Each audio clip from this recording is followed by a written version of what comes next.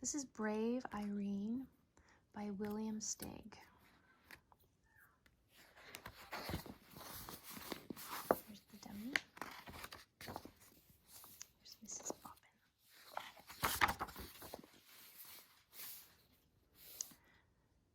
This was written in 1986. Mrs. Bobbin, the dressmaker, was tired and had a bad headache, but she still managed to sew the last stitches in the gown she was making. "It's the most beautiful dress in the whole world," said her daughter, Irene. "The Duchess will love it." "It is nice," her mother admitted, "but, Dumpling, it's for tonight's ball, and I don't have the strength to bring it. I feel sick." "Poor Mama," Irene said. "I can get it there." "No, Cupcake, I can't let you," said Mrs. Bobbin. "Such a huge package, and it's such a long way to the palace. Besides, it's starting to snow." "But I love snow," Irene insisted. She coaxed her mother into bed, covered her with 2 quilts, and added a blanket for her feet. Then she fixed her some tea with honey and lemon, and put more wood in the stove. With great care, Irene took the splendid gown from the dummy and packed it in a big box with plenty of tissue paper. "Dress warmly, Pudding," her mother called in a weak voice, "and don't forget to button up. It's cold out there and windy." Irene put on her fleece-lined boots, her red hat and muffler, her heavy coat, and her mittens. She kissed her mother's hot forehead 6 times, then once again made sure she was tucked in snugly, and slipped out with the big box, shutting the door firmly behind her. It really was cold outside, very cold. The wind whirled the falling snowflakes about, this way, that way, and into Irene's squinting face. She set out on the uphill path to Farmer Bennett's sheep pasture. But by the time she got there, the snow was up to her ankles, and the wind was worse. It hurried her along and made her stumble. Irene resented this. The box was problem enough. "Easy does it," she cautioned the wind, leaning back hard against it. By the middle of the pasture, the flakes were falling thicker. Now the wind drove Irene along so rudely she had to hop, skip, and go helter-skeltering over the knobbly ground. Cold snow sifted into her boots and chilled her feet. She pushed out her lip and hurried on. This was an important errand. When she reached Apple Road, the wind decided to put on a show. It ripped branches from trees and flung them about, swept up and scattered the falling snow, got in front of Irene to keep her moving ahead. Irene turned around and pressed on backwards. "Go home," the wind squalled. "Irene, go home." "I will do no such thing," she snapped. "No such thing, you wicked wind." "Go home," the wind yodeled. "Go home," it shrieked. "Or else." For a second, Irene wondered if she shouldn't heed the wind's warning. But no, the gown had to get to the Duchess. The wind wrestled her for the package, walloped it, twisted it, shook it, snatched at it. But Irene wouldn't yield. "It's my mother's work," she screamed. Then, oh woe, the box was wrenched from her mittened grasp and sent bumping along in the snow.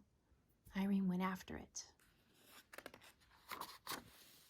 She pounced and took hold, but the ill-tempered wind ripped the box open.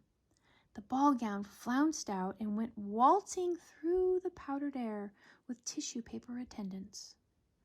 Irene clutched the empty box and watched the beautiful gown disappear. How could anything so terribly wrong be allowed to happen? Tears froze on her lashes. Her dear mother's hard work, all those days of measuring, cutting, penning, stitching, for this? And the poor Duchess! Irene decided she would have to trudge on with just the box and explain everything in person. She went shuffling through the snow. Would her mother understand? She wondered. That it was the wind's fault, not hers? Would the Duchess be angry? The wind was howling like a wild animal. Oh! Suddenly Irene stepped in a hole and fell over with a twisted ankle. She blamed it on the wind. Keep quiet, she scolded. You've done enough damage already. You've spoiled everything, everything. The wind swallowed up her words. She sat in the snow in great pain, afraid she wouldn't be able to go on. But she managed to get to her feet and start moving. It hurt. Home, where she longed to be, where she and her mother could be warm again, was far behind. It's got to be closer to the palace, she thought. But where any place was in all this snow, she couldn't be sure. She plowed on, dragging furrows with her sore foot. The short winter day was almost done. Am I still going the right way, she wondered. There was no one around to advise her. Whoever else was in this snow-covered world was far, far away and safe indoors, even the animals in their burrows. She went plodding on. Soon night took over. She knew in the dark that the muffled snow was still falling. She could feel it. She was cold and alone in the middle of nowhere. Irene was lost. She had to keep moving. She was hoping she'd come to a house, any house at all, to be taken in. She badly needed to be in someone's arms. The snow was above her knees now. She shoved her way through it, clutching the empty box. She was asking how long a small person could keep this struggle up when she realized it was getting lighter. There was a soft glow coming from somewhere below her. She waded toward this glow and soon was gazing down a long slope at a brightly lit mansion. It had to be the palace. Irene pushed forward with all her strength, and slosh thump, she plunged downward and was buried.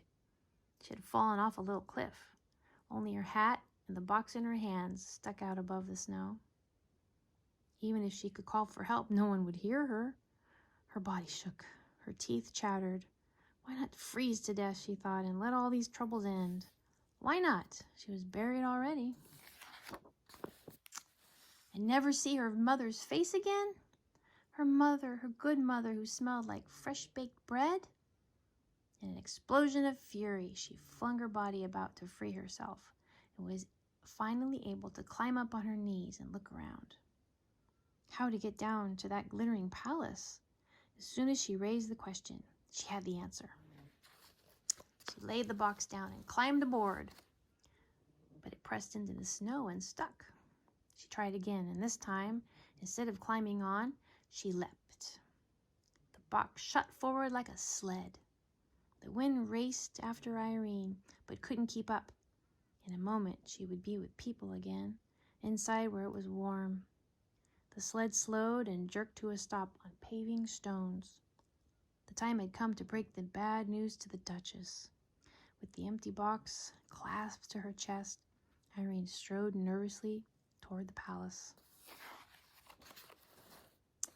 But then her feet stopped moving, and her mouth fell open. She stared. Maybe this was impossible. Yet there it was, a little way off and over to the right, hugging the trunk of a tree, the beautiful ball gown. The wind was holding it there. "Mama!" Irene shouted. "Mama, I found it!" She managed somehow, despite the wind's meddling, to get the gown off the tree and back in its box. And in another moment, she was at the door of the palace. She knocked twice with the big brass knocker. The door opened, and she burst in. She was welcomed by cheering servants and a delirious Duchess. They couldn't believe she had come over the mountain in such a storm, all by herself. She had to tell the whole story, every detail, and she did. Then she asked to be taken right back to her sick mother. But it was out of the question, they said. The road that ran around the mountain wouldn't be cleared till morning. "Don't fret, child," said the Duchess. "Your mother is surely sleeping now. We'll get you there first thing tomorrow." Irene was given a good dinner as she sat by the fire, the moisture steaming off her clothes. The Duchess, meanwhile, got into her freshly ironed gown before the guests began arriving in their sleighs. What a wonderful ball it was! The Duchess in her new gown was like a bright star in the sky. Irene in her ordinary dress was radiant. She was swept up into dances by handsome aristocrats who kept her feet off the floor to spare her ankle. Her mother would enjoy hearing all about it. Early the next morning, when the snow had long since ceased falling, Mrs. Bobbin woke from a good night's sleep feeling much improved. She hurried about and got a fire going in the cold stove. Then she went to look in on Irene. But Irene's bed was empty. She ran to the window and gazed at the white landscape. No one out there. Snow powder fell from the branch of the tree. "Where is my child?" Mrs. Bobbin cried. She whipped on her coat to go out and find her. When she pulled the door open, a wall of drift faced her. But peering over it, she could see a horse-drawn sleigh hastening up the path. And seated on the sleigh, between two large footmen, was Irene herself, asleep but smiling. Would you like to hear the rest? Well, there was a bearded doctor in the back of the sleigh, and the Duchess had sent Irene's mother a ginger cake with white icing, some oranges and a pineapple, and spice candy of many flavors, along with a note saying how much she cherished her gown and what a brave and loving person Irene was, which, of course, Mrs. Bobbin knew better than the Duchess. The end.